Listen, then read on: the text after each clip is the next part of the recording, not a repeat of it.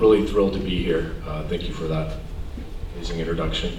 And I'm going to talk a bit about the history of my work and as it leads up into how I got here.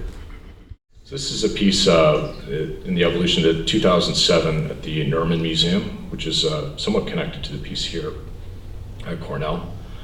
It's called Microcosm, and this was the first time I was able to use a much larger array of LED lights.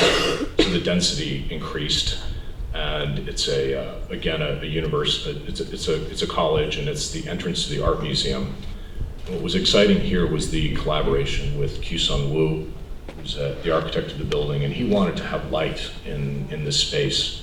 And wasn't quite sure what that meant, but he was incredibly generous and in his work with me and offering up this major part of his building. And I mounted it on top of my mobile home so that I would be able to get back at night. So there it is. The mobile home is covered in Mylar to bounce heat away.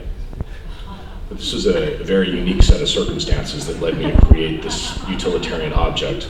But it turns out it was visible from miles away. You know, soldering. We made these circuit boards ourselves, made the software, made every part. So I was deeply involved in the nitty-gritty. It's right near the LIE with big billboards and a lot of pretty aggressive advertising. But when I saw the space, I knew it was optically very potent and proposed installing LEDs in the gaps between these metal slats. So we ended up putting 41,000 white LEDs into the space and inventing a custom clip because we didn't want to disturb any of the architecture or anything that was existing. So they're held in there.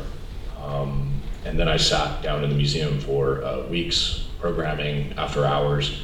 And the other thing I should say is that these works are very site-specific. It's not something I can create, back in my studio and just send it in. I have to be there in the space and get a feel for it.